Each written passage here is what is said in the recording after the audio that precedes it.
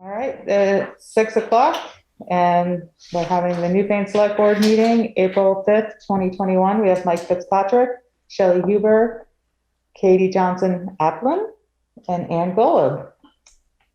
And on Zoom, we have Jay Wilson, road foreman, and Melissa Brown, the treasurer, Jane Douglas with the Planning Commission. Welcome. And do we have additions and amendments to the agenda?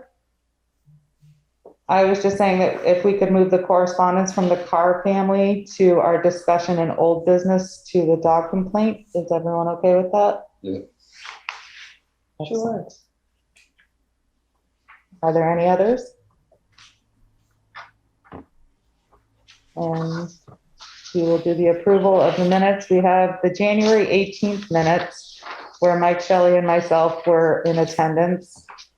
And we have a motion to accept. Make a motion to accept.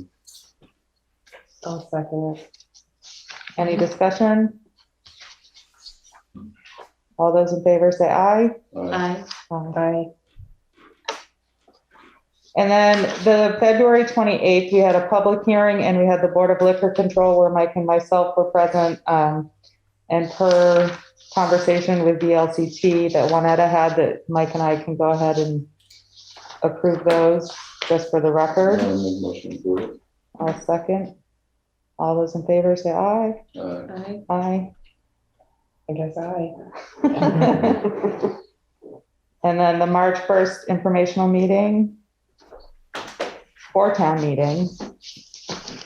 Mike, Shelley, and I were present. Is there a motion? Make a motion. Second it. Any discussion? All those in favor say aye. Aye. Aye. Great. And then we have our March 15th. They're not listed on here, but we do need to approve those minutes.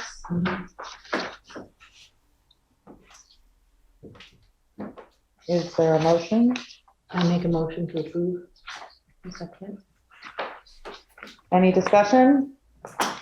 We got copies of that, right? Yeah. Yes. Yep, they're right in the packet.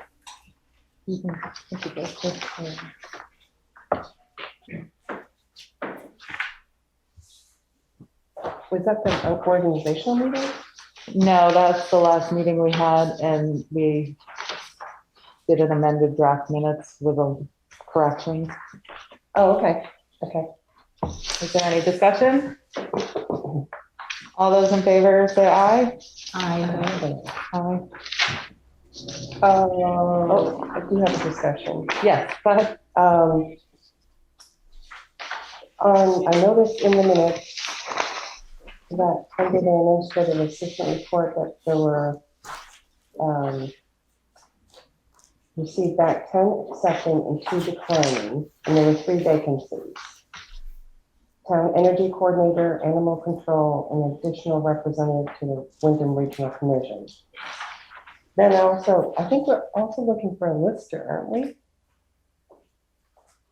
Yes, but I'm not sure if that was mentioned that evening or not. But we can mention it now that we are looking for a lister. Because that's an elected, isn't it an appointed? That's an elected position. So I'm just wondering if anybody was, no letter went out to anybody. I don't think we elected any or suggested anyone, did we? For a lister? It hadn't been discussed. Yeah. So there's a vacancy there. There is a vacancy there. 3-year, I think it is. Doris was reelected. So I believe we can appoint somebody if Who's somebody's, leaving then? Frank left. Oh, Frank, yeah. Mhm. And Katie's still there, right? Yep. But she's as an employee. Right. And so who else? We have Doris And Katie. and Katie, but aren't there 3 of them? There were 3 in the past, but there was only 1 person that ran. So we can appoint somebody if there's somebody interested, I believe. Right. That's what you'll have to do now. What's that? If nobody ran for the position, We would appoint. we'll have to notify the people out there that are just looking for somebody. Right. We did run an ad offering that as a position in the paper. So it was offered when Dennis resigned. Oh, Dennis had resigned, okay. And then it was again mentioned at one of our other meetings that they were looking to replace that vacancy. But we're down to only Doris, right? No, there's two. Doris and Katie. No, Frank's still Katie. here. Oh, Frank is still here? I thought So there's Frank was Doris, on. Frank, and Kate. Right, so you still have a quorum of listers. But Katie's on a lister. No, two of the three listers still constitute a quorum. So there's one position for a lister yet, and I think it's a 3-year. I'm sorry? I think it's a 3-year. Yes, it is. That's my discussion. Anything further? All those in favor of accepting the March 15th amended draft minutes for the select board? Say aye. Aye. Aye. I Aye. Any opposed? Abstentions? And I was absent, so. Excellent. All right, going to the road foreman and commissioners report. Jay? Good evening. Hello. So the bridge work on Monroe Bridge is continuing. They have removed pavement on almost half the bridge. Daniels is scheduled to pour the concrete for the joint repair tomorrow. We will be meeting with V-Trans on Wednesday to jackhammer a couple spots to check the concrete on the existing deck. If we find spots that need repair, I'll ask for a special meeting to discuss it with the board. We're hoping we don't find anything serious, but it's a good idea to double check everything at this point. The Depot Road culvert, nothing new. Mud season is starting to improve on all but a couple roads. Sand salt shed, there's nothing new to report. And you should have the V-Trans annual financial plan to sign and the certificate of compliance to sign. River Road Bridge is having the approaches redone by Daniels Construction and no cost to the town, and that work should be starting soon. And this is the year we repaint the white lines on the blacktop. We have pricing from Poirier line striping for 6.5 cents a foot, L&D safety marking for 7 cents a foot. I would recommend Poirier as they're a little less expensive and seem to do a far better job. What's your feeling on that one? Yeah, I'd go with them too. Okay. They do a really good job. The people that do the white line, the yellow lines for the state for us is at L&D, and they did a fairly crummy job. So I think we're better off going with the other company. Mhm. We have 3 prices on our crushed gravel. Fitzpatrick Excavating was the low price at $16 per yard delivered. We've been getting that gravel and the quality is very good. So I don't know if you want to continue with that. The other prices were both $19 a yard. Do we have to vote on that? Sure. Since I think just to be since on the select board, you probably should. So was that a bid or something? Yeah, we got 3 prices from Sosimo, A.S. Clark and Sons, and Fitzpatrick. But were they bids or just pricing? I can't hear you. Were they bids or just pricing? Nope, I just got pricing. Okay. So I would recommend Fitzpatrick Excavating at $16 per yard delivered. Is there a second? I second it. Did you get all of your paperwork into the treasurer for everything? Mhm. Yeah, because that's another thing. We have to have all the contract information in before, well, I guess the way it would work is, The subcontracting agreement. And that's all been submitted? The agreement has not been received, but his insurance is good through the end of April. the end of April of this year. Yes. Okay, so the agreement needs to be signed once it's agreed upon, correct? Correct. Yeah, so is there anything else that we need? No, No, okay. Workman's comp, that's part of the that's all insurance. part of this Yes, yeah. insurance. So then you'll follow up, or they should be named as, we should be named as additional insured. It's already on there. Okay, so you should automatically get that insurance renewal sent from the insurance agent They already sent it, I believe. when it Yeah, expires. when it expires. Yeah, All right. okay. Because Okay, when you asked for it at that time, it hadn't expired yet, but she said you'd already had a copy of it. Right. She sends them out automatically, everybody every year, so. yeah, if you're named as if the town of Newfane is named as an additional insured, we would get it automatically when it expired in the renewal policy. So if that's the case, I think we're all good. Okay. All those in favor? Aye. Aye. Aye. All those opposed? Abstentions? Yeah. All right, Jay, he's All up. right, thank you. The select board needs to write a letter to V-Trans requesting the information of the recommendations from the traffic safety audit for Route 30 in Newfane Village. And the following ones that we pulled from their report were the dynamic striping at the entrances to the village, and request a location for our radar feedback signs at each end of the village. An additional 30-mile-an-hour sign in the village southbound opposite the existing 30-mile-an-hour sign. And evaluate the hidden drive signs for 631 to 638 Route 30. And then the next two items were discussed at the meeting, but they didn't get included in the report, and that was no passing zone for the village, the addition of pedestrian caution signs. Yeah, And then I just put in that we will be applying for a pedestrian scoping study to grant to assist us with locating crosswalks and developing plan for sidewalk improvements. So they will, once you get that study done, they will let you do temporary crossings to try them and make sure they're going to work. But then permanent crossings can't be put in until upgraded sidewalks are done, because they have to start and stop at a sidewalk and they have to be ADA compliant. So that'll be a little time, but at least once we get the study done, we'll be one step closer to be able to apply for a grant to do some work.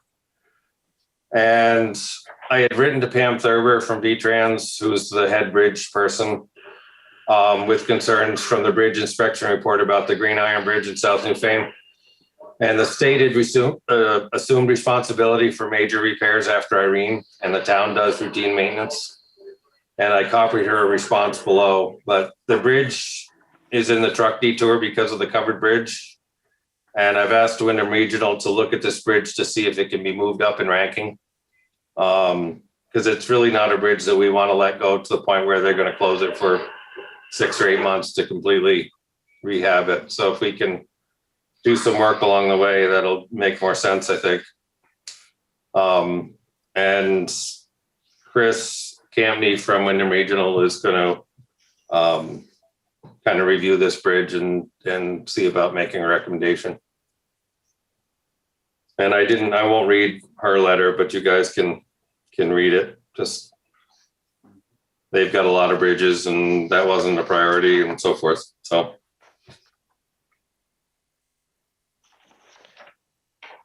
When does the letter need to go to V-Trans for number 9? What's the deadline? No deadline, just, Mark needs to get it before we can forward it to traffic ops, and then they have to review it and give the go ahead. Okay, It's in the report. He said they probably would approve because it was basically their people that wrote the report. So okay, the couple extra things they may question, but they thought them to be important enough that they discussed them when we were walking the village that day. So we've included those. so I have a question. Go ahead. So you are using the word study, Jay. So does this mean that we're having a study done through what, Wyndham Regional Commission or the state or conservation? That study was the grant that you guys approved applying for a couple meetings ago. It's I think it's a $40,000 grant, Okay, and it would study the whole village area and come up with a plan for crosswalks, sidewalks, the whole pedestrian safety thing. I don't know if it's up on our green board, but, so was it approved? Yeah, you approved doing it, but we haven't applied. It doesn't come out till the end of April. Okay, Approved applying for it when it does come out. approved to apply for the study, Right. grant. Yep. Okay. Yep. I see, okay. And it covers just the village center of Newfane? It's not the other villages? No, this one is just that one in particular.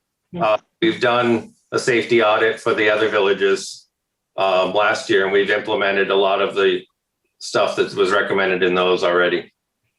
Okay. And do you need us to do a motion and vote on the line stripping? Sure, if you'd like to. What, number 8? Number 7. We did number 8. Oh, number 7. Pricing for the, oh, yeah. Whether to go with Poyer line stripping at 65 cents per foot or No, six and a half. sorry, 6.5 per foot. And L&D safety marking for 7 per foot. 7 cents, yep. Yeah. So I make a motion to accept the Poyer line striping at 6.5 cents per foot. I second that.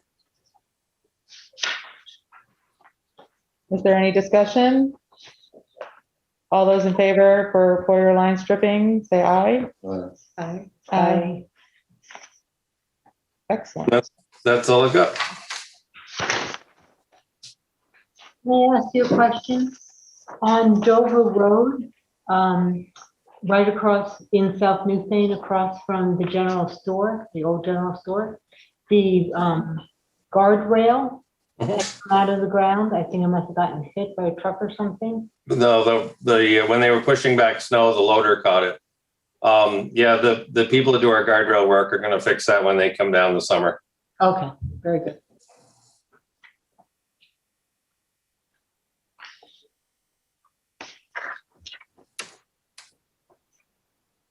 Is there a motion to approve the road foreman and road commissioners report?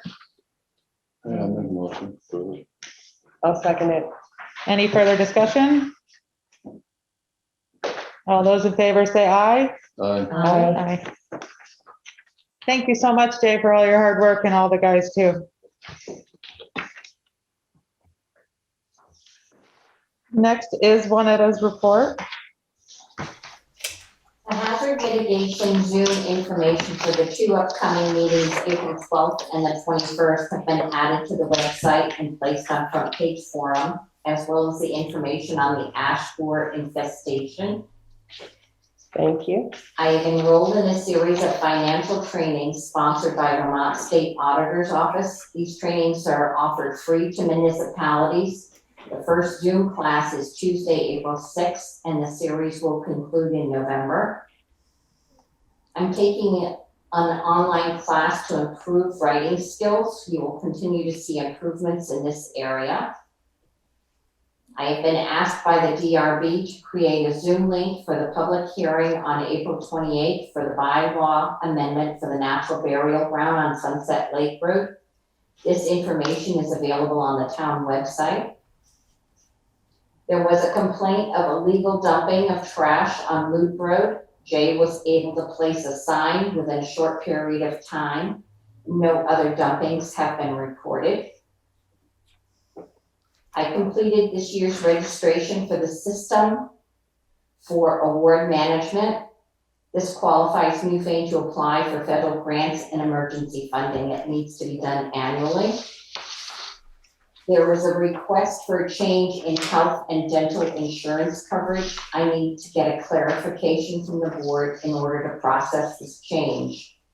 Will the board agree to the current 80-20 split on the insurance regardless of the type of plan chosen? That's currently what we had discussed during the budget session. And had been approved back then, but we didn't have the adult spouse and the adult child as part of those budget items. So if we go with the 80-20, it would be across the board, no matter what plan that the individual chooses.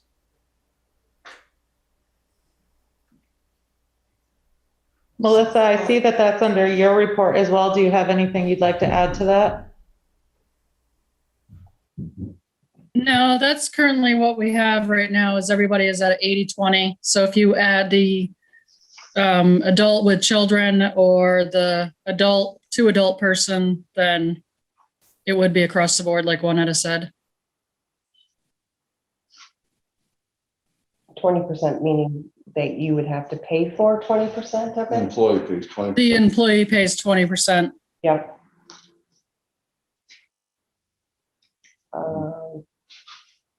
I mean, that's the policy right now anyways and stuff. I mean, I think we had a discussion about What does what we that were do gonna to do. change the town's 80% of that if you're changing plans?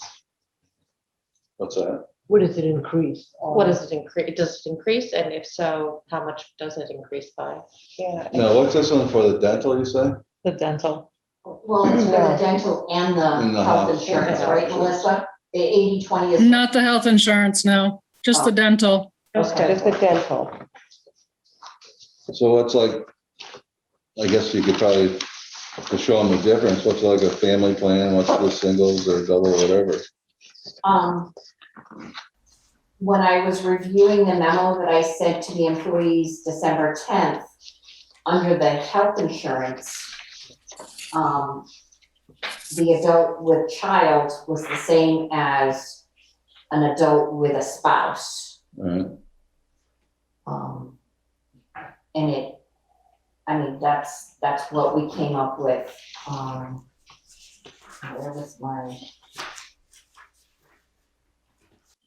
What do you want the amounts on them? Yes. Do you want the monthly or the weekly breakdowns? I think the No, monthly is monthly. probably sufficient. Monthly. So for monthly, for a family plan, they pay $33.15. For a two-person plan, if you do the 80-20 split, it'll be $18.84. And for a single plan, it'll be $9.82 a month. So that's what the town pays. No, that's what the employee pays. The employer No, would be that's- 100. yeah. You want that amount? Please. 132.62 for the family plan, 75.35 for the two-person, and 39.30 for a single plan. Just for the dental. Yep. So hospitals already.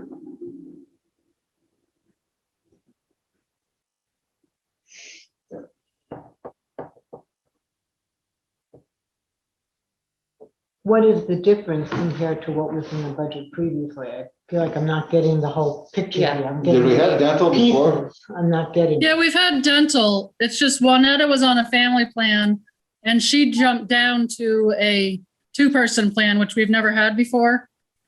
And then I was on a single plan and I jumped up to a two-person, but I'm going up to a family, so. Mhm. So, But the two-person we've never had in the program before. Okay. Was that an increase or a decrease from previous? Both. Juanetta went down and mine went up. I mean, the town's portion of it. The town's expense? On the town portion, I mean, I'd almost think it's gonna be level because I'm going from the two-person to the family and then she's going from the family down to the two-person, So you're alternating. Mhm. kind of alternating, yeah. So it sounds like this is a wash to the town? Yeah, it'll be a wash. But isn't it more of a clarification across the board for the 80-20 split? Wasn't that what you? Yeah, because I don't know if anybody's ever decided on the two-person plan before, because they're kind of something new that we just started. I would Because think everyone's either been single or family. well, it makes sense to have that option. Well, yeah, it is. I mean, well, just, we've had that discussion 100 times. Anyways. I mean, this thing goes way back, you know, when it changed all around. Mhm. And,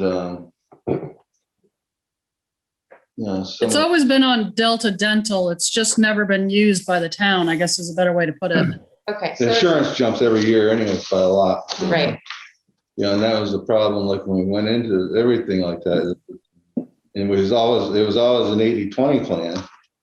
But, you know, then we had some people come to us and they didn't like it because the family it makes it look like they make so much more.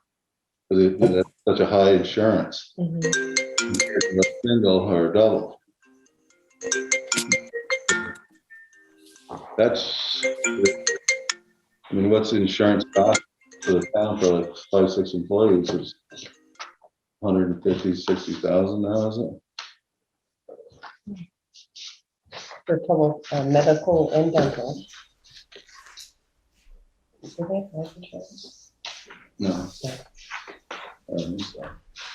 I think it's in the treasurer's report in the current chart of accounts. yeah.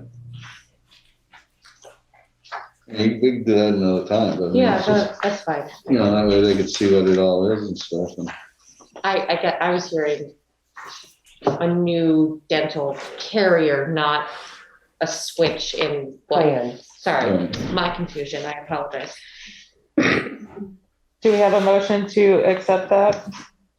The dental, I'll make a motion. I'll second any further discussion? All those in favor say aye. Aye. it. I do have. No, that's fine, you're just doing the dental right now. Further discussion on the administrative assistant report. Dental Dental, go ahead. or health insurance. The health insurance, when is that renewal on that? When does it renew? Yeah. Open enrollment is January 1st for changes. But they automatically renew at the end of the year when they send us our premium, Change, right, and we looked at that at the, budget season. yeah, budget season, Yeah, okay. And we have obviously approved those changes, yes. yes, okay. Is there a motion to accept the administrative assistant's report? I'll make a motion. Accept it. Second, I'll second it. any further discussion? All those in favor say aye. Aye. Great, thank you, Juanetta. I wish you luck on your test, or Yeah. your class. Yeah. Yeah. And now we are to Melissa for our treasurer's report and delinquent tax collector's report. Okay, payroll audit is complete. I'm still waiting to hear back from VLCT with the results. VTrans requested a sub-recipient monitoring report. They emailed me the list of paperwork that was needed from 2018 to 2021. This is a monitoring review for the grants that the town of Newfane has received from VTrans, in which they received the funds from the federal government. This was completed and we received the exit letter with excellent results and no findings or concerns. Vermont Bond Bank requested an annual financial reporting and an annual post-issuance compliant checklist. Both have been completed. This is in regards to the bond that we've taken out for bridge number 14. Town properties. Walter Hagedorn is interested in purchasing the 2 town-owned properties. These are the two properties that were previously advertised to bid on and nobody purchased them. He dropped a letter off to me and I forwarded it to Juanetta. If you decide to accept his offer, we can just contact Bob Fisher to do a purchase and sales agreement and advertise the properties for 30 days. We do not need to go through the bid process again. And if nobody objects to the sale of the two properties, we can sell them. So tax sales, I will begin processing tax sales. Well, I guess I wrote this beforehand, but in April, I will provide the board with a list of properties going into tax sale at the April 20th meeting. I have one from Cannoli Village that has not been paid since 2013. I would like to put the camper into tax sale if the board agrees. And we would probably have to purchase a tire boot for the tax sale. I don't know if you guys want to talk about that or you want me to keep going? Wait, yeah.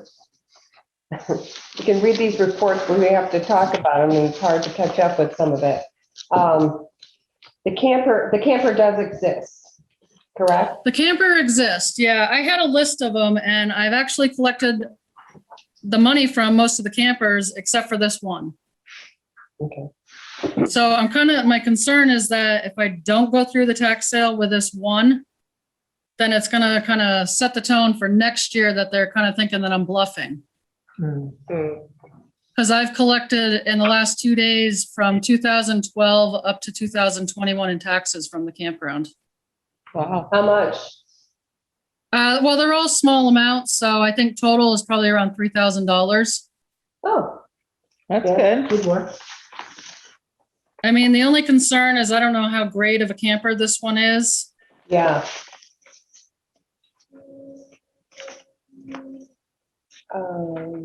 And when you say a boot, is that like a tire, boot to put on the tires? Yeah, tire boot. Do you know how much they cost?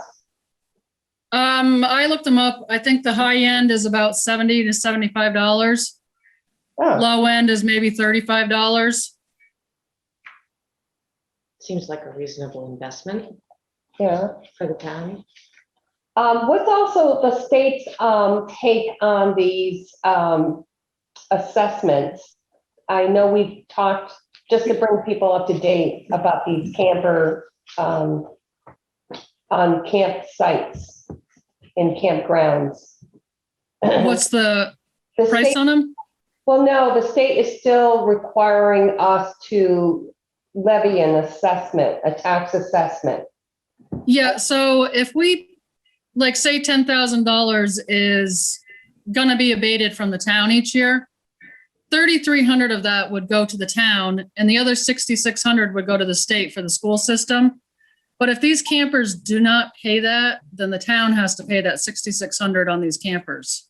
So that's what the average amount has been that we've had to pay because of the campers? Yeah, yep. 6,600. The town has to come up with 6,600 plus we're losing about 3,300 a year and not getting taxes. So, I mean, this is kind of a gamble, but I think it might, wake them up a little bit over there too and let them know we're serious. And there's no future change by the state to not tax or require us to tax these campers, correct? Not as far as I know, not right now. Yeah. So altogether, about $10,000 is a split between school and our tax. cost 1/3 is about the town and 2/3 is the state for school taxes. for state, yeah. So I think, it would be worthwhile to invest in the tire boot, I think. Jay, No. is that something you could use afterwards to secure equipment on site in the future? Possibly. It depends on, I haven't used one, so I don't know, but probably. Just a thought. Yeah. Now, why are we taxing the campers in the campground? Is it because they're there year round? Yeah, they're considered second homes. Because if you register it, you don't need to pay tax. You wouldn't pay tax on it in the town. Well, it's parked I there mean, year I know, round. but a lot of people got campers in their dooryards parked there year round too. They might take it out for so many days, go camping trip in the summertime, but it's there year round. Yeah, but That's the because because it's in a campsite, it makes it different, correct? Yeah, it's because they're leaving it there for more than 186 days in the year, so they consider it like a second home on somebody else's property. The commercial enterprise. Yeah. So are you looking for us to make a motion on this evening? Yeah, I mean, I guess it's up to you guys whether you want me to do the tax sale on that one trailer or not. We have to approve. I'm gonna still work on it, and I'm gonna try and give her a call and see if I can't rattle her some more. Well, I make a motion that we do a tax sale on the camper and, you know, it's laws are laws and we have to follow the law. The rules. Is there a second?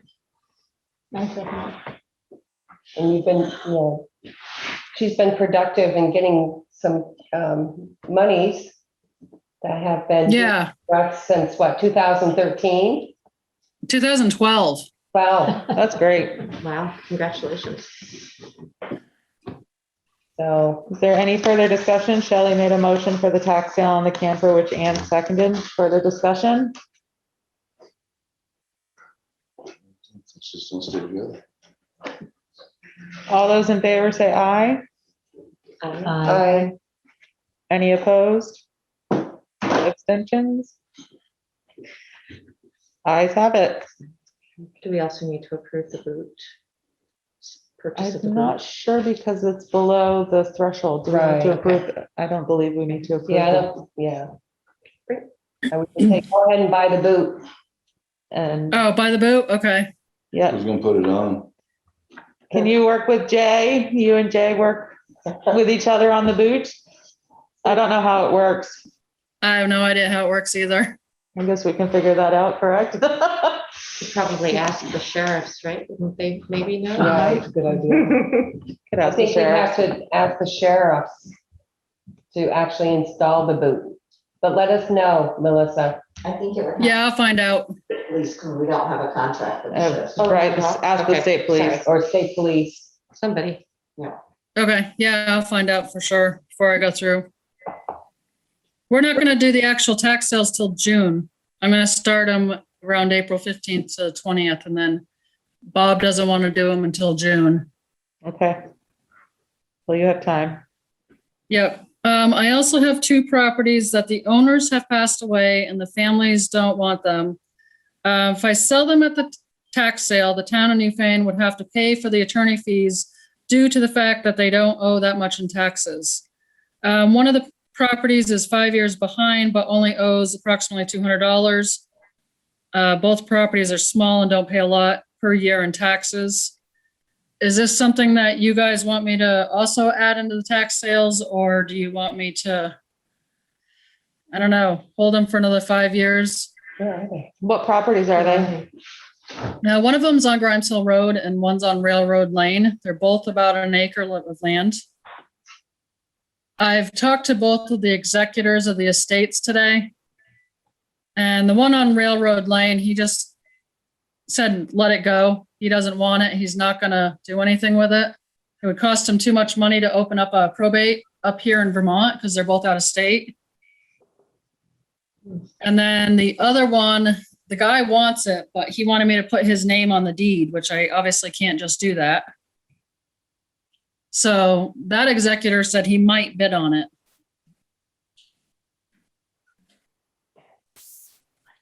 But Bob Fisher takes 15% and tax it onto the bill from the tax sales. And he said neither one of those two properties are gonna foot his whole entire bill for the time and everything. So the town would have to pick up the rest of it. Yeah, but his contract's 15%, isn't it? Of whatever the sale is? Yeah, but 15% on 200 wouldn't cost or cover his time or anything. Yeah, but if that's his contract rate per sale, if he's taking the sale, he should take the 15% on that amount. Yeah, I don't know. That's just what he told me this week, that they're kind of too little. Yeah, I know, but do we have a contract with him? I'm not sure. Juanetta would have that if we do have one. Hourly, he charges hourly. It's not a set price. It's not a flat fee based on, I'm sorry. it's not a flat fee based on per sale. Well, yeah, but you're saying 15% of the sale of the land. So where did he get the 15%? That's, I guess, just his figure that he charges. So if it's, going up for tax sale for, say, $1,000, he must take 15% of that, not from us, but, add 15% to it for his fees. It sounds like further clarity is needed Yeah. about how he gets paid, because it's hard to understand if he's taking an hourly fee or if he's saying something about a 15%. Or if Is he it- wants both. Or both, is it Is he one expecting both? or the other, or is it both? So I think that needs to be clarified with him. Mm, Right. No, I think what he does is he takes 15% of whatever is going into tax sale. That amount, he takes that amount and times it by 15%, and that's his fees. I know, but that's got to be written down somewhere. If we, Okay, I can, give him a call tomorrow and ask him. Because Or maybe- if it's done that way, then it doesn't make sense to say that it's not worth it to do that a particular sale wouldn't cover his fees, unless he's saying that below a certain amount is not worth his time and he doesn't want to do it. Right. but if he's a contracted lawyer for the town, What choice does he have? Would be Yeah. part of his I'm with you. contract, hopefully. I think we need to look at the contract again to clarify that. I don't see why if that one family member wanted it, why couldn't he just get it through the estate somehow 'Cause we would- and pay the back taxes? It sounds like it might be an issue of probate if he's out of Right, state. probate. Because you'd have to open probate in Vermont, and to do that, it's gonna be like $2,000 or $3,000. So it's cheaper for him to let it go to open bid. And Are these we've two put the bill. properties just land or are there structures on them? No, they're just land.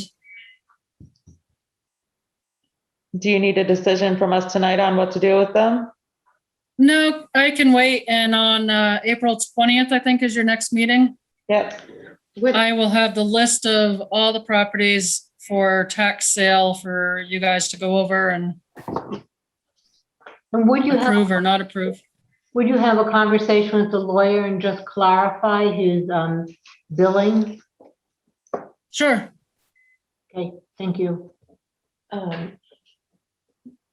is it also worth asking the neighboring property owners if they have interest in securing an extra acre? Some of them do. And So that would be taken care of through a tax sale, right? Yeah, usually, well, when I did the town sales for the properties, I actually mailed out packages to all the surrounding neighbors. Great. So Hagedorn property tax sale, What's that? isn't there somebody who's interested in? Now, should we talk about Yeah. Hagedorn? That's the last one. Did you have more for your report? No, I don't, do I need a decision on that town-owned property one or not? The one that- from Walter The Hagedorn? Yeah, So he has made 2 offers for the 2 parcels, one on Hunter Brook Road and one on South Wardsboro Road. And you need us to vote on these tonight? The last time we put him up, um, nothing out of it. Mm-mm. I mean, I'd almost say it, I mean, he's got something in for the attorney and something for each lot. Might as well sell them. Be done with them. I'm One in favor of selling. What was the offer? for parcel A56, which is 1134 South Wardsboro Road. The cash offer is $2,500 plus $1,000 closing costs to equal $3,500. Yeah. Parcel E46 on Hunter Brook Road. His cash offer is $1,500 with $1,000 closing costs to equal $2,500. my only question about that was to ask, where, can we see the surveys? But you've already spoken about them, so you're aware. Yeah, they were up This is there. last year as well. Yeah, so the other note here is that we fully understand that this parcel's on parcel number E4. A. Okay. Why don't you read that part out? For the South Wardsboro Road, it says, note, we fully understand that this rough lot will not perk out for a septic system, thus not supporting traditional housing options. We would like to own this parcel for use as a personal family summer camping spot and for vegetable gardening. Parcel E46 on Hunter Brook Road, the note is that they fully understand that this parcel's undesirable attributes include a steep grade below the road and is also prone to seasonal flooding. We are aware that this parcel will not support septic or well systems. Here, they would like to build a very small eco meditation hut and use the property as a sacred place for their own personal nature retreat. So they're not valuable pieces. I make a motion that we sell the properties to this family, to Walter Hagedorn. Yeah, I mean, that Hunter Brook Road one is gonna be a real tough one to sell. That's awkward piece. It's gonna be hard to find somebody that's gonna really want that, and I think he's put in a pretty reasonable offer for it. Hasn't been on the book since like 1967. Wow. Wow. Is there a second to Shelley's motion? I second it. Any further discussion about the properties? Yeah. Guys gonna use it for meditation, huh? Uh-huh. Congratulations. But that steep, you just better hope the damn thing don't fall down the bank. All those in favor, say aye. Aye. Aye. Congratulations, Mr. Hagedorn. And is there a motion to accept Melissa's treasurer report? I'll make a motion. I second. Any further discussion? All those in favor say aye. Aye. Aye. Great, thank you so much, Melissa. You're welcome. And thank you for your timely reports. They're always done right. I mean, what is it, April, what, 4th today? Yeah, well, I started them in March. That's why they're kind of funny sounding. Oh, yeah? Well, thank you for Yeah. all of your hard work. Next on the agenda is the committee report from the Planning Commission, and I understand Jane would like to speak. Oh, I'm next, huh? Sorry, next, Jane. Yay. Well, I'm happy to announce we have another person interested in helping with the broadband project. That's Peter Novick, who's also on the call here. So you guys have to appoint him like you reappointed myself and Luke Stafford just last meeting. So it's the same paperwork, same request to DVCUD to add him to the governing board.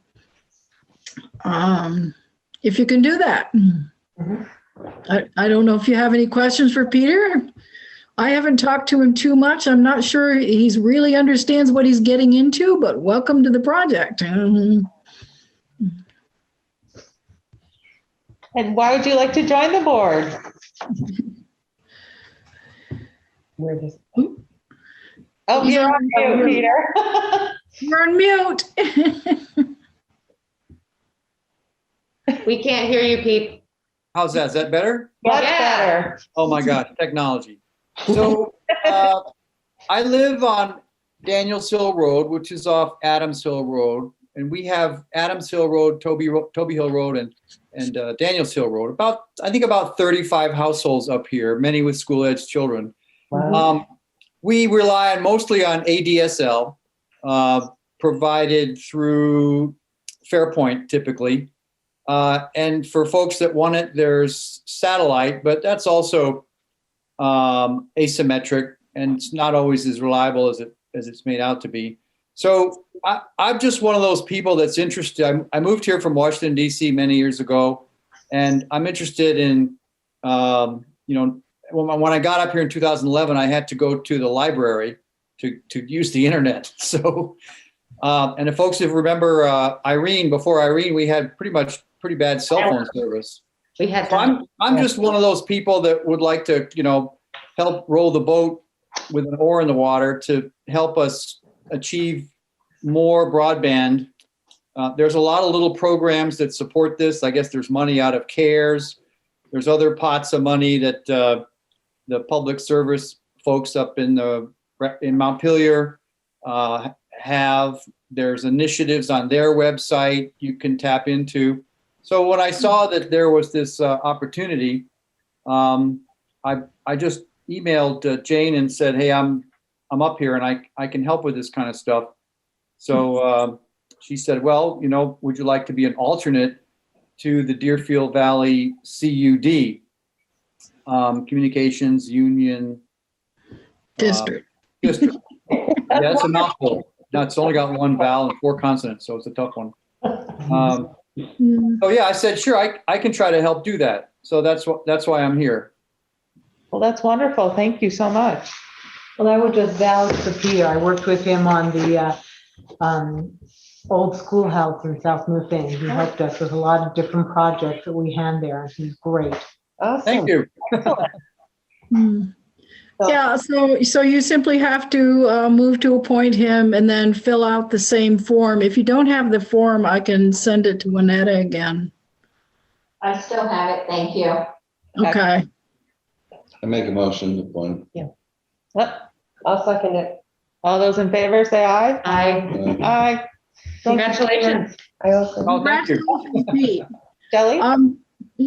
So speaking of the DVCUD, a bit of an update. We have gotten bids in for the first 6 towns to be added to the network. It's looking really good. There is a lot of money out there right now. Everyone has suddenly decided that an internet connection is necessary for life. And so there is a lot of money flowing in. We're working hard. We hope to be able to pick the group doing the first set of towns, hopefully by the end of May. So we're moving along. Things are going really well. The one question I have for the board is I essentially vote on behalf of the town for whatever we do. And there is some question right now as to whether we're going to try to emphasize an affordable connection for people, or whether we're to emphasize a really fast installed connection. It's kind of like, do you want a cheaper one that's not quite as costly? I'd be happy to know what the select board thinks of the options there. Would you rather have internet really quickly or very inexpensively? Well, if it's very inexpensive, does that mean it's slower speed? No, it will be the 100 up and down. It will be optical fiber. I think it's more just a matter of whichever company we choose. Obviously, the larger the company, the more equipment, the more experience they will have in installing broadband. I guess it's just a bit of a question of what is our emphasis? We will get both in the end. We are going to figure out some way to make it as affordable as we can. But upfront initially is kind of the question is what is our aim in the end? To have broadband as inexpensively available for everyone so that everyone can get it. And get it very soon, or are we going to have to wait a little time and work out through more, it's hard to explain, more companies than we would if we go more expensive route. Shelley? I would ask Lynn Forrest from her times when she did the survey of things, of the whole community. Remember those when you did the survey? And did Lynn have any information regarding cost versus service, faster service of internet? I don't know if Lynn's hearing me or not. She doesn't look like it. So Lynn, hear me? if you get the same kind of service of a cheaper rate, I would be looking for something that's more inexpensive. You know, because I mean, Yeah, yes. By speed, I mean that it would be installed faster. It would be like you'd get it within the next year or two, as opposed to maybe 3 years out. And it could cost more. Oh, we're going to try to do the best cost we can. I think it's more, some of the plans that would be considered might involve a longer time span, though. We're hoping to get things in 3 or 4 years, but it could go further out. Lynn, That's kind of just the choice. yeah. Lynn, do you have anything from the survey that was done? Lynn, you're on mute.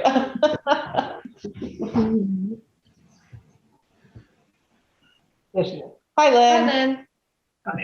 The survey that was done countywide?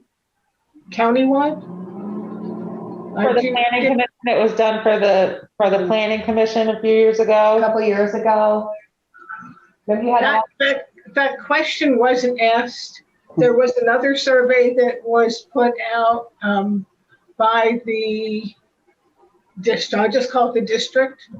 And that was probably a year and a half ago. They might have that information. But the planning commission just had that people wanted, they wanted to have Wi-Fi and internet service and telephone, cell phone. Okay. Yeah. well, it's Yeah. obviously with all the people moving in right now, that's why they're moving. They want all the computer hookups, they want everything. I mean, it's, yeah, the quicker the better. Speed might be prioritized, I mean, but it depends at on what what you're looking at, but I expense? mean, as we're looking at right now, we don't have no prices to compare nothing with anyways, right? It feels like we have too little information to sort of make a decision on which is the better avenue, because there's devil feels like it's truly in the details here. So, Yeah, and I really can't talk too much about the details, because when you're within the bidding process, it's pretty tightly controlled. I will say personally, I had Southern Vermont Cable. I had a very nice bill. My internet was a little slow. And then Xfinity came in and I was supposed to be locked into a rate, which it did not lock into a rate. My internet's faster, but my bill is crazy. Yeah. So, Where we and live, I'm right in the village. So I mean, Same for me. where Pete and I live, we don't even have cable TV as Wow. an option. You So don't? we have one option in the phone company, and that's, well, anything would be better. right. But we have pretty good service with Consolidated in comparison to other people that I'm hearing around the area. It's kind of a weird place. It is a weird place. Is there just one company that's looking at it, or are there multiple? Oh, no, there are many companies. Okay. We were quite pleased at the number of bids that came in. Yeah, my personal feeling is that somehow we need to get some sort of balance. And I know people are very anxious to get an internet attachment, especially to houses that have nothing right now, no access to DSL, no cable, no nothing. I personally feel like we need to move fast with this. The pandemic made it real obvious that without an internet connection, you are severely disabled in your home. So anyways, like on the bids though, you've applied for bids, right? Mhm. And you got bids in. Have you opened the bids yet? They're being analyzed by a consulting company at the present time. So we'll get their analysis next month. So then it's from there, it'll have to come to us. And then, cause we have to prove anything with money, right? No. just thinking of- No, the town of Newfane doesn't have to put a dime into this project. There is no tax money, no fees, nothing from the town of Newfane going into this. It's merely that because we are a coalition of now 29 towns, that the towns all together, the representatives from all the towns are what are running the company and making these decisions. And so we need to represent our town. And as me being the representative for Newfane, I need to I'm trying to get a sense for how Newfane feels about, do they want to get more connections in quickly, get more houses attached quickly, or is the affordability a stronger issue? And I personally think maybe getting things in quickly is a bit more of an issue, but the money and the approval and everything else is done by the CUD. Jane, it doesn't have to be an either or, right? No. Some kind of blended decision. It is a blended, it's a blended decision. And I think it's just because some of the bidders are, extremely large companies that will do it very rapidly, but probably in the end will be a somewhat higher price. Does the bidding submission ask them to provide a high and low estimate of the average cost for service that they would have to charge? Yes. Yeah, so that's usual. It would be the CUD that would be charging the fee for the service in the end. But we would have to be sharing it in some sense, depending on the agreement with the bidders. And as for the funding up front, that's funding the whole effort to do the initiative, it's voluntary work on the part of folks like the Deerfield Valley CUD. But the money's coming ultimately from the state, and it's getting the money from CARES from the federal government, right? No, Not for the service, but just for the planning. The money is from federal grants. There are bills in Washington right now to give us even more money, perhaps. A lot of the money is from the state, money from FCC grants. There's a lot of money from a lot of places. Shelley, you have a question? Real quick. So, real quick is that, do you guys, your CUD, have a plan to have a Zoom meeting or something within each town, like you're representing us here in the town of Newfane, to get feedback from people, or even to post on Front Porch Forum a question like that, to post, so you get a sampling of some of the people, residents here in Newfane? Well, I think as part of my mandate, I think is to as representative for the town of Newfane, is to find out what the people in the town of Newfane want. I don't know that the whole CUD is going to have a meeting. Like I said, we're 29 towns. That would be a heck of a large Zoom meeting. So I'm saying you and Peter and the other members that we've. Nicole? Right. Would you make the initiation to get some sort of feedback from our town, Jane? Just the town of Newfane. Yeah, just the town. That's why I put an article in the Newfane Brookline newsletter. Yeah. Until I haven't, it's been a little bit of getting my feet on the ground with the whole project over the last couple of months. So I haven't tried to do too much beyond the couple of times I've talked to the Selectboard. Certainly, I welcome any kind of feedback anyone has about what they're looking for, what they think we should do. The CUD is trying, because we're a municipality, we do monthly meetings that are subject to the open meeting laws. So the next open meeting, I can post that on Front Porch Forum so that everyone will know it's coming. Do you have contact information, Jane, where people can reach out to you? For me, I'll go to the website for the DVCUD is called dvfiber.net. DVFiber is the not-for-profit corporate name of the municipality. Okay. So if you go there, there is email addresses for everyone on the governing board, listing of all the various committees, a lot of information about all the work we're doing. Everything is there. So I would really encourage people to check it out, to see what the plan is and what we're aiming for. And definitely, if someone has feedback, please email it to me. I'll be happy to pass it on to the rest of the board. We're working hard. None of us are paid, but we're working hard, and it'll be a good thing to get some towns started. I'd really like to see some wires in the air. So Jane, who else is with you other than Peter now? Is it just you and Peter? And Luke Stafford's my other alternate. Okay, and Luke Stafford. Yeah. And we'll all be listed on that, on the website. Excellent. Can I make a suggestion just to keep people updated, that perhaps on a quarterly basis, you could submit a short, I don't mean to make this onerous at all, but just like a short report, half a page or something, bullet points, whatever is the easiest, to the select board that we can then post on the website and also put it on to Front Porch, because I think people would be very excited to know that this is moving forward. Yeah. And most people, aren't going to be thinking to go check the website that you mentioned, even though I'm sure all the data is there. So I think if we could just make it one step easier. That's a great idea.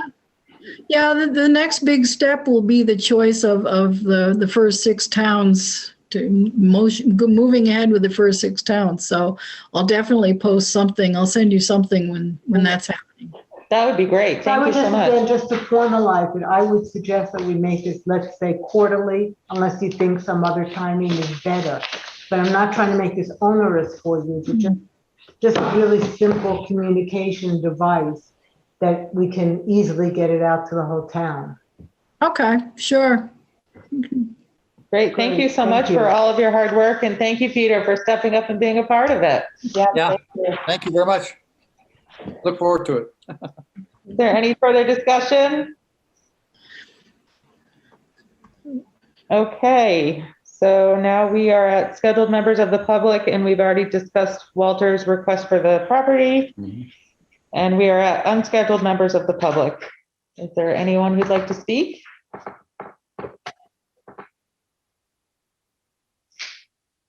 No. Now we are at old business. Do we want to move, do the policies after we talk about the dog complaint? Yeah. All right. Mike Fitzpatrick, can we have an update from you? We received, after I read this letter, we received a letter from Henry Carr dated March 21st to the town of Newfane, attention Juanetta. Dear Newfane Select Board, I'm in receipt of your letter dated March 15th and understand that through a month-long process, Stephanie Lisa's dogs have been brought into compliance with Article 6, Sections A through Z of the Newfane Dog Ordinance after years of non-compliance. The town must now take action to verify continued compliance with Sections A through C of the article, as vaccinations and license expire, and with Sections F through J of the article. Taking Stephanie's word that compliance will be ongoing is not sufficient, given her years-long history of non-compliance with town regulations, and the fact that documents had to eventually be served by law enforcement after Stephanie ignored your certified letter to force them into compliance. If someone is hurt or property is damaged by those animals, the town will share liability, as it is neglecting its responsibility to enforce Sections F through J of the article, despite our repeated requests for safety. Your letter indicates that you will consider further action if there is another occurrence. We have lost count of how many times we have let you know that the dogs are loose on our property, our neighbor's property, and in the town road. You have testimony from Catherine Marrow that Stephanie's dogs bit her young child and her husband on the Marrow's property. You have testimony from me and my wife that the 2 of those dogs chased my wife and her students out of her garden, and that Stephanie's dogs have been loose on our property since she moved here. You know through the Marlboro animal control officer that one of her pit bulls bit Bummy Turner, resulting in an emergency room visit. These are aggressive, vicious animals, not simply nuisance animals. You're choosing not to enforce the town ordinance, as well as the common sense expectations of taxpaying Newfane residents regarding safety from vicious dogs repeatedly running at large and attacking people in their own yards. Your letter does not represent a lasting solution and does not constitute thorough due diligence on the part of the select board. The select board has no way of knowing that these animals are not running uncontrolled as on an ongoing basis or repeatedly attacking people as stated by multiple victims, simply on the basis of Stephanie saying that she will use a leash or tie them up. We have no reason to trust our children's safety to such a statement.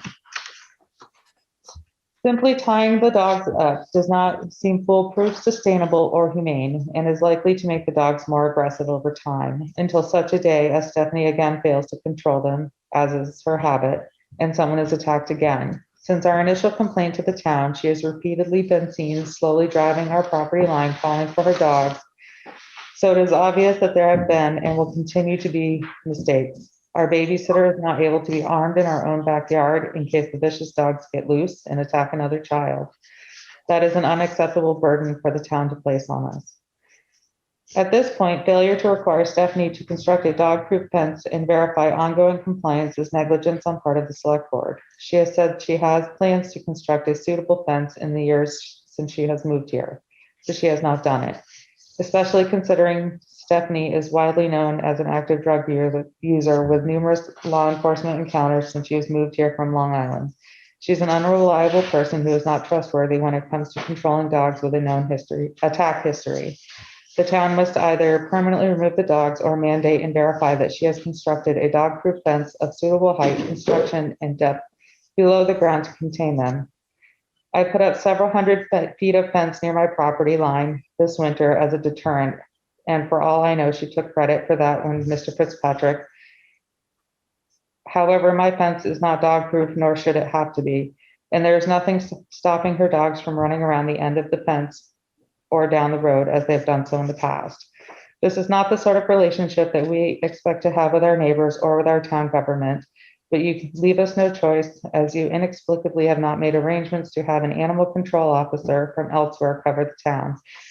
Given law enforcement instructions to perform ACO duties or taken lasting action against known aggressive animals to protect children in Newfane, your responsibility is to enforce the ordinance and keep those vicious animals from attacking my family, and you are failing to do that.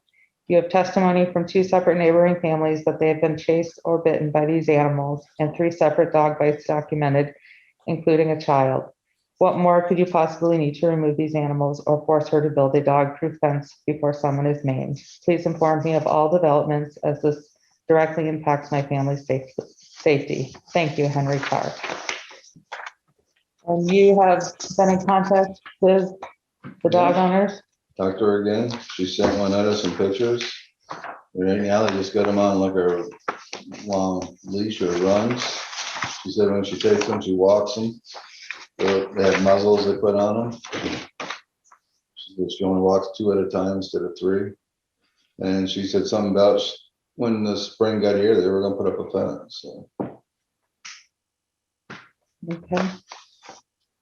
In addition, she also had gone to Wyndham, Well, yeah, we already had that letter. but just last as a time, right? recap for people. Yeah, they'd gone down to the Humane Society and had, I guess, must be the shots or whatever, and the people down there checked the dogs out and said that they didn't see a problem with the dogs, that they didn't act vicious or nothing, and Has she registered them this year? We Yeah. just had the date pass. They've been registered for this year? Not since April 1st, but they were registered last year, 2020. So when are dogs supposed to be registered? Now, The April first, 1st. April 1st. April 1st. And do we know actually about the fights as They were in documented? letters that were written to us. I know that they said, but do we have any? I thought somebody said documentation? they actually checked with some of them, they said it actually did not bite the kid. And stuff, and it did something else, but I don't know. I mean, We have the cars on Zoom. Would you like to speak?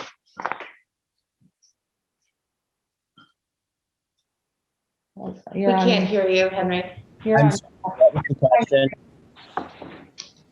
The question, could you repeat the question? I just asked if you'd like to speak. Do you have, I think Mike asked the question about having No, actual I was told reports. that they talked to somebody and that they said that the kids didn't actually get bit, that scared the kid, but it didn't bite it. So I don't know if it bit him or not, But as what she says, she's got them on these runs. She walks the dogs. She said they don't leave their property right now. And come spring, she said when they could, they'd put up a fence around. Stop it there.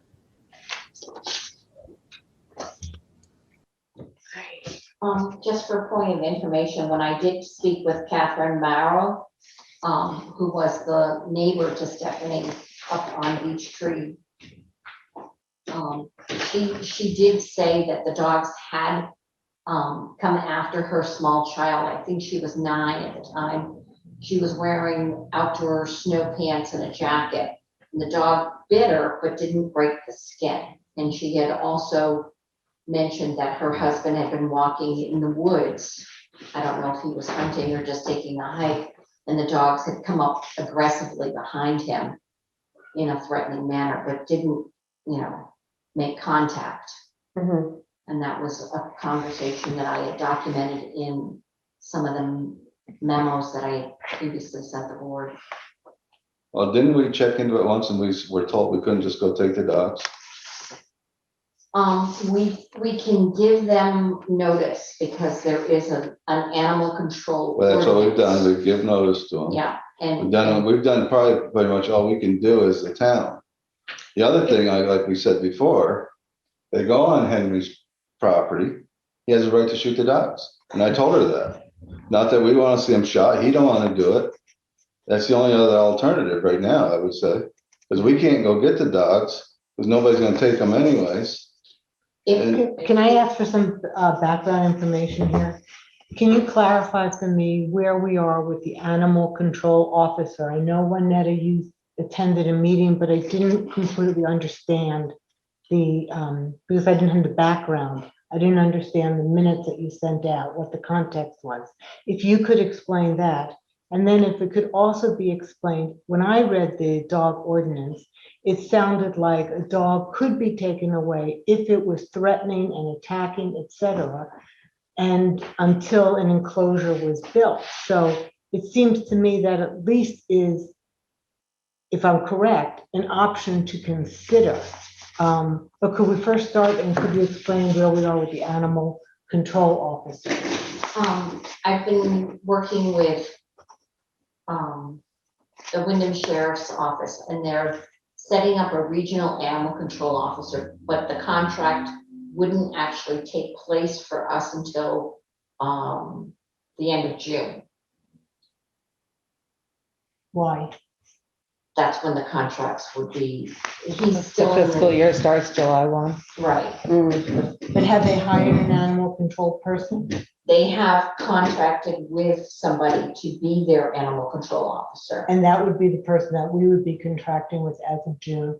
Is there any reason why we couldn't do a short-term agreement to cover from now until June, since we have this issue? Right. Why can't we do a prorated? Could we contact the Townsend or the Dummerston? When they may not have insurances in place yet, and et cetera. We could find out though. Yeah, It and he seems would be to me that contracting this- with the sheriff's department, I believe, correct? Or until the fiscal year begins, ask a neighboring town if we could use their animal control officer. Yeah, if there is one. I think that's the reason why the sheriff is taking it over, is because A couple no one of wants towns. to be the animal control. There is an animal control officer in Dover, and they do have a kennel. Oh, they do? Yes, just because of a recent thing that happened that took a dog from Wilmington. Uh-huh. So that's worth reaching out to ask, maybe. They're nearby, Maybe Dover. especially for the cars and their location. Yes. Close by. Mhm. Because it seems to me that the first thing is we really need an animal control officer. This is a difficult situation. Right, we've been looking We for somebody absolutely for 2 do. years. I know, but Right. I understand. I'm Right. not saying people have shirked any responsibilities here, but we're right on the cusp of the solution where the sheriff has found someone and is bringing them on. So it's really, in my opinion, how do we make the stopgap of these 3 months and address this in 3 months? And if the sheriff already has the person on their payroll, then is there a possibility of writing a a contract for a 3-month period until you start the annual renewal. Is that one possibility? Mhm. That would be one thing that I would think is worth looking into. The other thing I think is worth discussing in greater detail is the issue of the whether or not the dogs can stay on where they currently are without the appropriate fencing being built. I understand she can't build it right now because of the ground being frozen. But within a couple of weeks, I would think, from what little I understand about the building law, Yeah. that in a couple of weeks, I would think you could start. But that would mean she has to have that lined up, either have people to do it, or if she's doing it herself, making sure that it's being built in a manner that will really be sturdy to be able to control 3 big dogs. And So there are some clarities of what that is. That's an 8-foot high chain link fence. I mean, it's very specific Right. in the ordinance, in the ordinance. Right. So which also then takes money to be able to build that. So it's knowing that she has the financial ability to be able to put out that money and get that type of fence built. I think, to be fair to the owners of the animals, because I think they deserve that as well as the cars having every right to feeling safe and secure on their property. I think we really need a professional like an animal control officer Well, we do helping need somebody, right? to mediate and be able to make sure these things happen. And if not, I think we really have to just be prepared to remove the dogs, hopefully for a short term until a appropriate fencing can be built and someone validate that it has been built appropriately. So it's not a continuing. Well, to be Issue. fair, also on the owner of the dogs, we have not seen anything written where a dog bit anyone and had to have She has that from. hospitalization. Juanetta? The emergency room visit. I was not able to get verification of an ER visit or dog bite. could you write a letter to Mr. Turner asking him to get a letter from his doctor? Because he's probably the only one who can do that regarding that. I mean, if you had the written complaints where it was, that's what you'd have to do then. At that point, you say you've got 15 days to comply. Or you have to have the dog's housed somewhere until you have a kennel built. Mhm. Right. I mean, believe me, I was one of the first ones when we started doing this, that said that we had to take action because of the kid thing. Mhm. I mean, because I see this thing happen 30 years ago in Townsend. Right. Uh-huh. I And it was remember at my aunt's house. And that dog come up, and that was a wolf hybrid dog. They went up and took the kid right off the porch and killed him. Oh, my God. And that's why I said, I'm all for making sure it's safe, but when we don't have nothing in writing saying this, and it's, and then you send it up, tell these people that, oh, we're taking all we can do with it. I mean, believe me, I don't want to be chasing the damn dogs. That's what I actually said when you two come aboard. I said they could hand it over to you guys if you want, But I do think of send her a letter, say she got X amount of days to comply. Meanwhile, keep the dogs on chains, up. leashes, or in the house and just take them for the walks. And it's like I said, worst come to worst. Everyone on his thing chase his kid. If it's my kid, I'd shoot the damn dog. And I Henry- said that he has that right to protect his own. And I told her that. I said, he does not want to do that. We don't want to do it. You don't want it done. But that is an option. If you can't tend to your own stuff and stuff keeps bothering it, and different than somebody comes breaking into your house, It's you have to violating, protect it. absolutely. And with children, it's not a joke. No, it's not a joke, because I've all seen it, We're 5 months down the road from when this was first brought to the town's attention, and I think we need to hustle with it now, especially with the warmer weather Yes. happening. I don't know how to, but My question is whether or not there's been anything in the last month to month and a half with the dogs being seen off their property without under leash. Henry, have you seen the dogs and Stephanie around? You mentioned it in your letter, but maybe you could clarify. Not past, but current. In the last 2 to 4 He weeks. said in the letter that it had. In that area. We've been completely avoiding the area that abuts on her property. And just until recently, there was also a lot of snow and ice and, mud and, yeah, we haven't seen them in the last 2 to 4 weeks. And I also just want to add that I'm comfortable shooting the dogs. I'm just never here. I work a lot. And so my wife and kids and babysitter are not comfortable shooting the dogs. And I'm going to add, I'm over here too. I'm going to add that back in the fall, when we first involved the town, the thing that happened that led to that is that those dogs chased me and 3 other adults out of our garden, which is deep on our property, twice, actually. So, we're talking about big attack pit bulls chasing us across a pasture, chasing a group of 4 adults across a pasture. That is not a hearsay situation. That's not an exaggerated thing. This is a real issue that we have to keep our kids essentially right around the house out of fear of this turning into some horrible tragedy while you guys figure out animal control.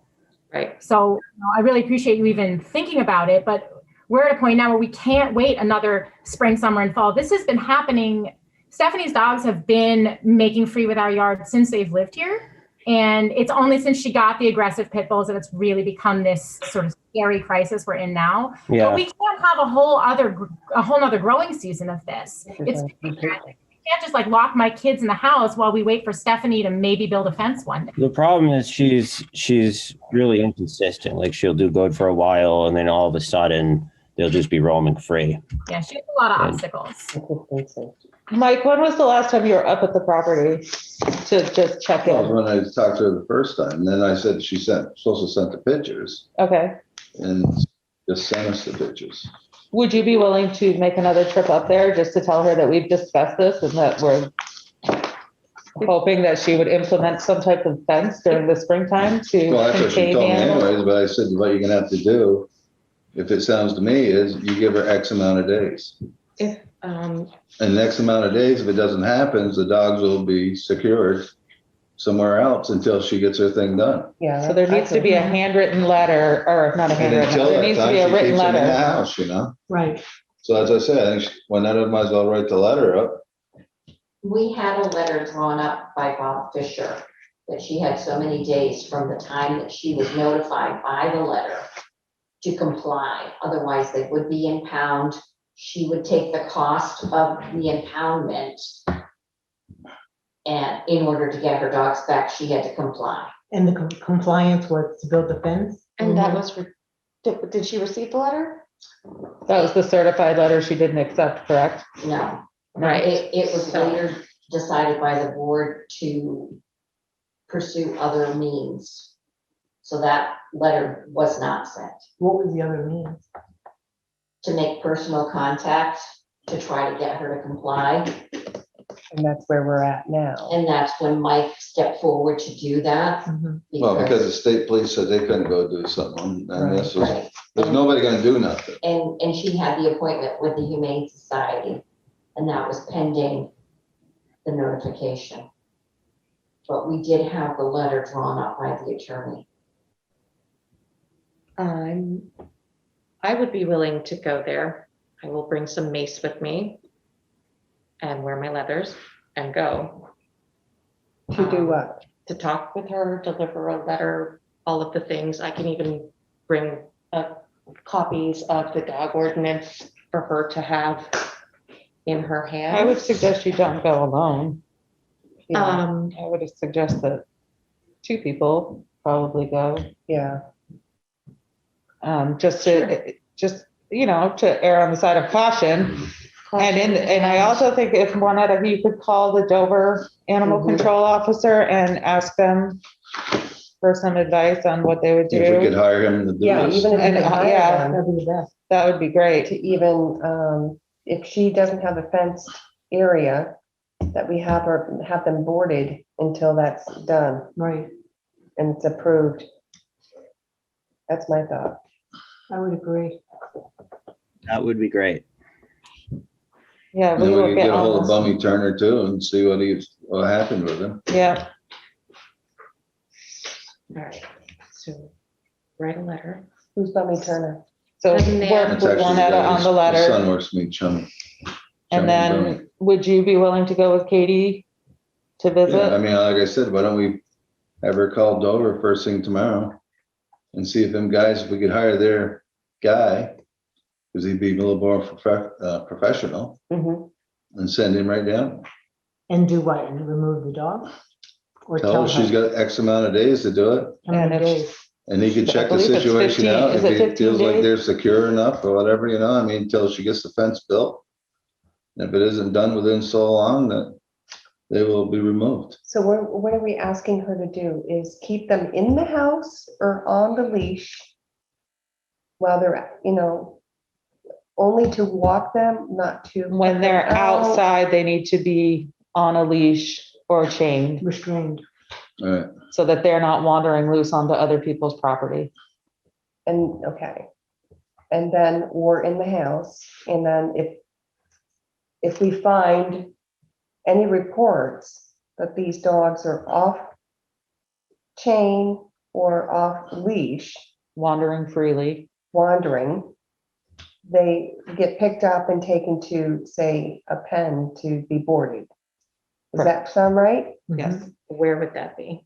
And Well, hopefully- Juanetta's gonna call the Dover Animal Control Officer first thing tomorrow and find out if they're willing to So are we help. in agreement of that? I believe so. Everyone in agreement with that?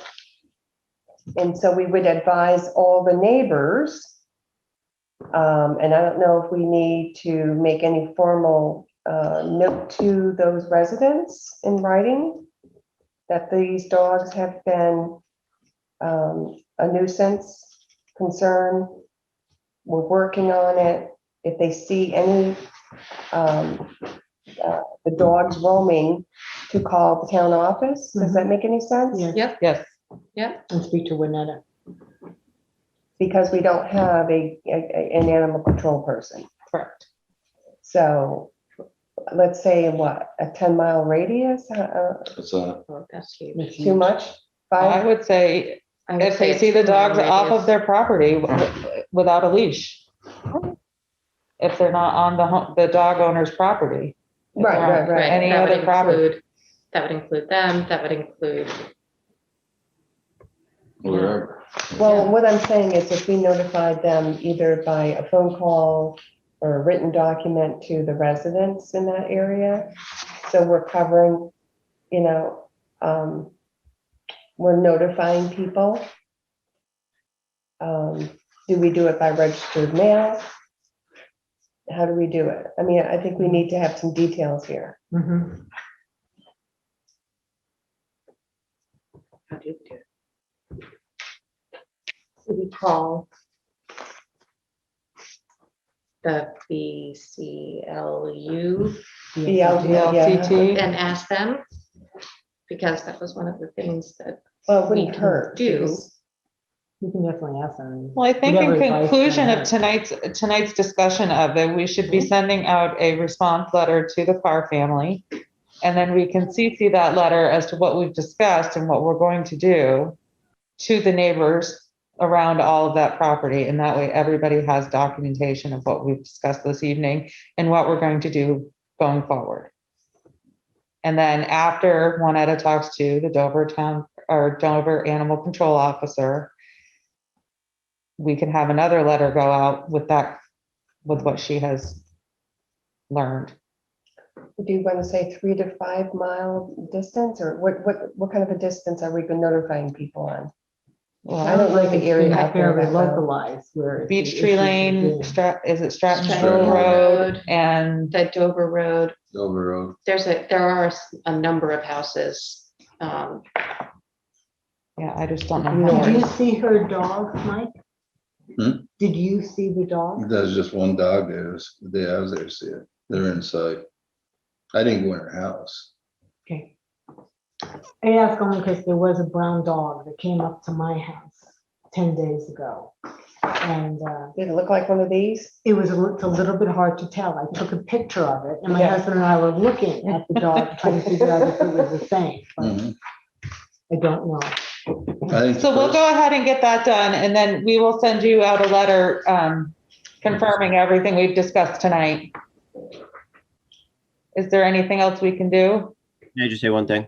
Yeah, sure. Yeah, I just want to say thank you for making a plan to deal with this. We appreciate it. And I just wanted to emphasize, I think it would be really smart to impound the dogs until the proper fence is actually built.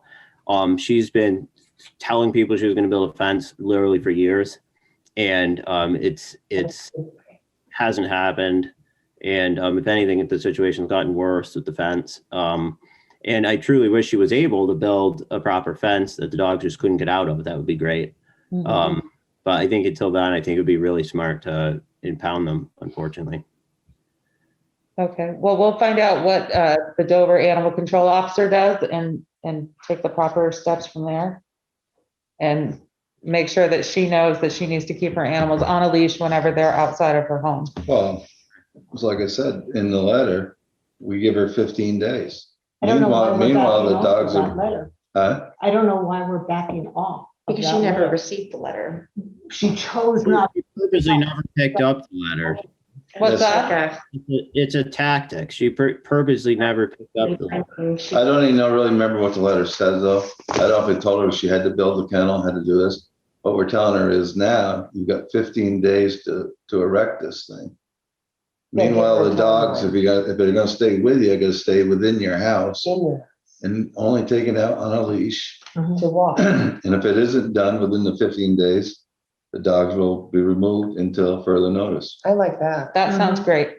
So And if the 15 letter days, has So to be that's hand April delivered. 20th. So who follows up with? Juanetta would need to Done. construct a letter, and we're gonna certify mail that or hand deliver it. Hand deliver. Or both. Didn't you have the sheriff serve some documents after the certified letter didn't get picked up? Yeah, We did. That might be a good way to do it. that again. And they got served, obviously. Yep, okay. Told that it did work. Yep. Yeah. I mean, obviously As- it worked because well, she it got a worked. rabies vaccine As- for the first time since she's Yeah. lived here. So that's a Yeah. win for us. And she'll also need to be reminded that her dogs need to be re-registered again now. The problem is I don't think she's taking it seriously. Like we've always tried to call her in the past and said, hey, your dogs are loose. And she just denies the whole thing. When they bit the kid, same thing. Oh yeah, that didn't happen. So I think she thinks she can just tell people that it's just a problem or she didn't know about it. And that's just going to keep going on forever, unfortunately. Well, as Mike said, we'll draft a letter tomorrow to be served that says that she has 15 days to build the proper fencing. And in the meantime, the dogs need to be kept on a leash whenever they're outside of the home.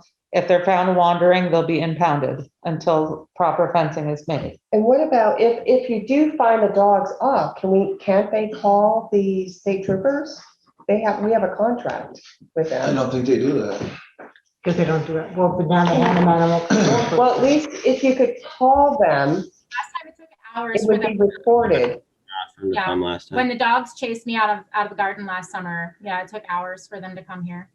I know it's even harder now, but at least it's documented. And so maybe we- Dover, so that might work out for her now. And Juanetta, can you please call them tomorrow and talk to them Yep.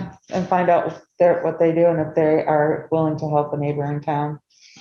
And when, I would say that if there's any sighting, that they should just call the town office and we'll deal with it immediately. Yes, I mean, even if it's me with me? a couple of us.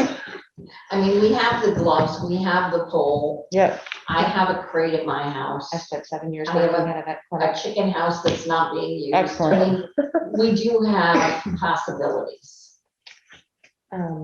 So call us if you have any problems. And Juanetta, will you let us know when the sheriff delivers the letter and start our 15-day calendar and we will show up Yes. there in 15 days to inspect? Very good idea. Sounds good. Hey, I just wanted to say one more thing, please. Yes, go ahead. I built a fence on just inside my property line. It's like hundreds of feet of welded wire. And I just wanted to make it clear that I built it. She didn't build it. Okay. And it's not dog proof. Right. Okay, great. But we're also asking her to make an enclosure, not simply a. Yeah, we're talking about an enclosure. Right, so if you go up there and she points to that and says, look, I built a fence. Oh. We know that it's you guys. Yeah, we need her to build a fence that actually encloses a dog run or her property in some way that they can't get out of. The fence at the property line is just to slow them down. It's just a deterrent. They can Yeah. still run right around through the Yeah. other neighbors. They can run down the road, yada, yada. It's just less convenient between them and our house that way. Yeah. Okay. Sorry for what you guys have been going through. We really appreciate you guys taking the time and taking this so seriously. Yep, thank you. That's nice. Is there any other further discussion for the dog complaints? And now we're moving on to our policy procedures Can you put that outside? for the next April 20th. Yes. Is everybody okay with that? If we table the policies until the next meeting? Sure. Sounds good. Okay. And next on the agenda is new business, discuss ideas in the town plan. So I And just wanted to bring up the fact that I read the town plan and I was really impressed. I thought that there are a lot of really good thinking and ideas went into it. And now we're in this situation where there's actually funds coming to help in the federal government.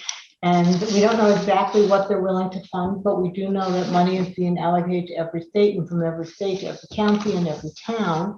How much it will be, we don't know. But what I would like to propose doing is starting a list of what the projects are that we would like to see funded, that we would like to start working on. And I think that we have a variety I think there are big ticket items like telecommunications, but that seems to be, being handled currently by the group that has formed. But there's also the issue of sewers and Water and sewer. say it again. Water and sewer. Yes, water and sewer, which are huge ticket items, Yeah. but maybe there would be funds that would allow us to get There is. started on it. That would be great. And then looking at other items like the fact that the number of school-age children is declining in this area and ways to try to bring new people into the town. And or what I feel so strongly in South Newfane is I wish we had more commercial businesses. We have a general store that personally I'm not sure will ever be rehabbed, but it is there. I noticed in the Brattleboro Reformer earlier maybe last week, there was this ad from Middlebury called Kickstart. I thought, how dare they try to get people from our area? But what they're doing is smart. They're looking to get people, they're offering cash and a whole bunch of other support services to attract people to Middlebury. They're putting together a list of commercial properties, a list of all the different services that they will offer to help. It feels like there are a lot of good ideas going on around Vermont and other parts of the country where people are trying to figure out how to revitalize their communities. And I think, being very respectful of keeping the rural sensibility to our town. which I Yeah, not believe is so overdevelop it. important. Say again? Not overdevelop it. No, but it has shrunk in my Right. lifetime. There used to be 3 general stores around me, and now I drive 20 minutes in any direction to get a cup of coffee. Right. So that's been a concern. I mean, you live closer, but that's sad. It's shrunk, and there's nothing, we don't have a gas station in town. Right. How did that happen? Right. So- The average age, and this is what I've been saying, Is is like older. 55 to 57 years old. And we're going to age out. And I've been trying to get interested people to get on the economic development. Yeah, I sit on the board with the Wyndham Regional Commission for community development specifically. There's a subcategory. And there are a lot of resources that we have supported, like the Wyndham Region, the Frontal Development Credit Corp, even for the students to be able to be trained with apprentice programs, you know, during their junior, senior years, to be able to live here and have a skill Right. that they can market and, you know, and raise a family. Right. But we have that through the Career Center. Um, Anyway, can I just, I don't want to Yeah. get too far off, Yeah. and all these points are good, but I just want to keep the key point that I wanted to make is, what I would like to do is go meet with the planning commission and talk to them about what some of the ideas are, and come back and talk to some others. I'd like to talk to Wyndham Regional, and find out more about what some of their ideas and thoughts are, and come back here and work together to start constructing, figuring out what are the things that we want to put at the top of the list to start addressing. I think that there are some things that are, again, the big ticket items, but then there are smaller ticket items. I'm going to track and see how Middlebury does with this, and I'm really curious, because if it works, it could be a model to consider. We do have some properties here in town that we could really use to see developed, if possible. I think that's a great idea. And if you want to go meet with the planning commission and the Wyndham Regional and then report back to us our first meeting in May, what you've come up with, do you think that's okay?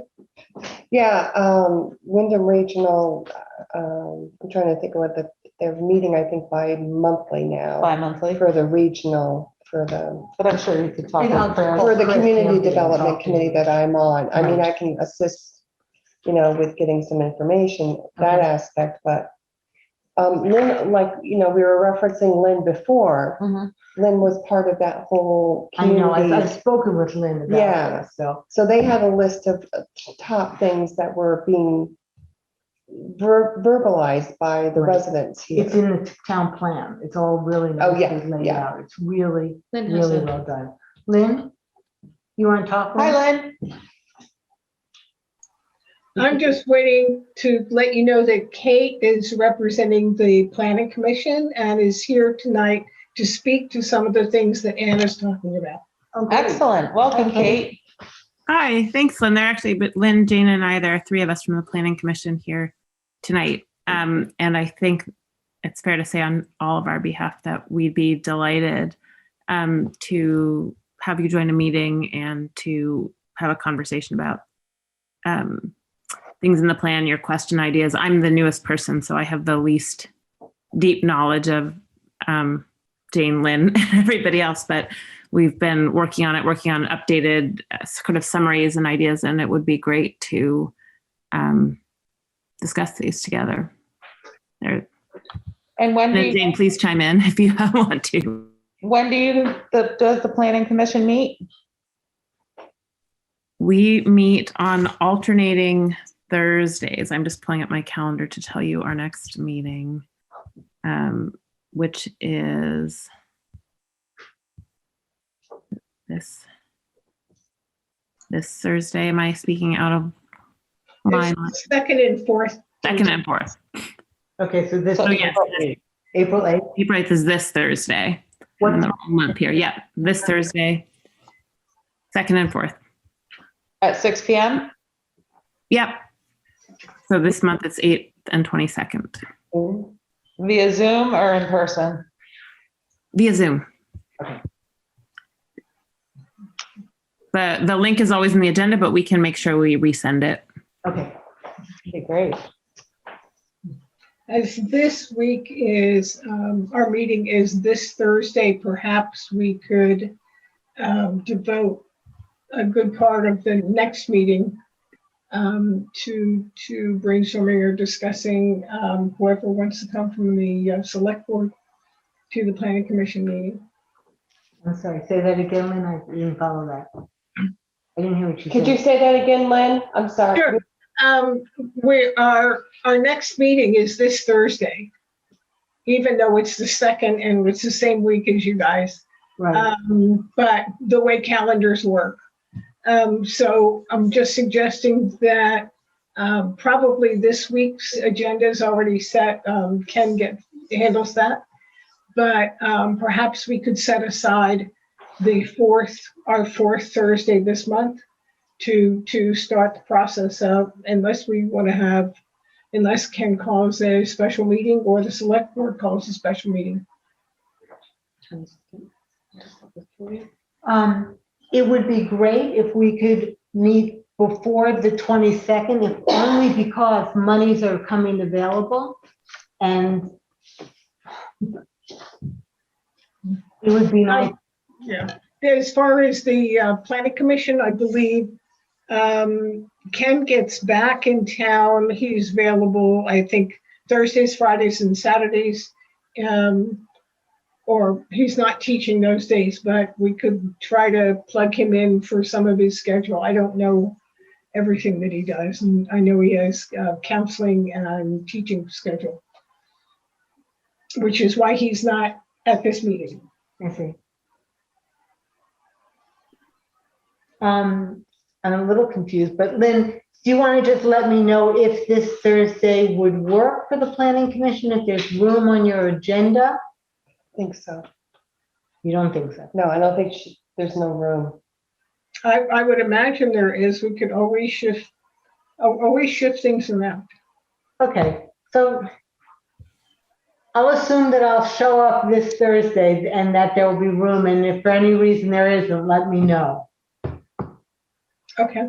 Okay, great, thank you. Wonderful. And is that clear on your schedule, Anne, on the 8th? Yes. Okay, great.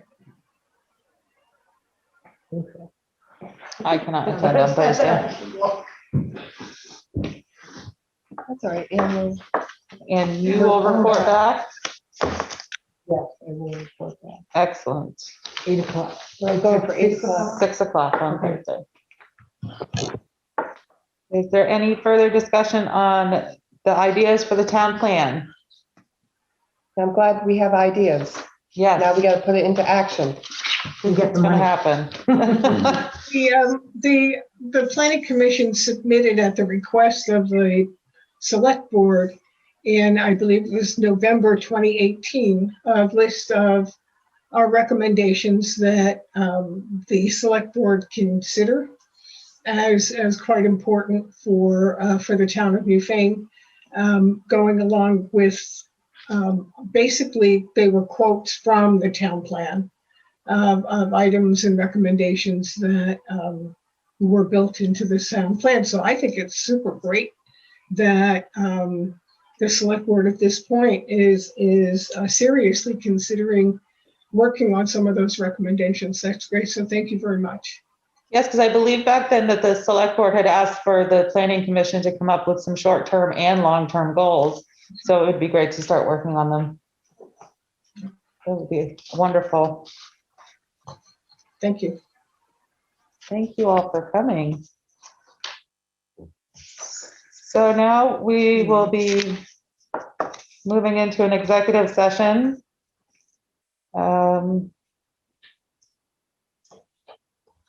I move that we enter executive session to discuss a evaluation of a town employee under the provisions of Title I, Section 313, A1 and 3.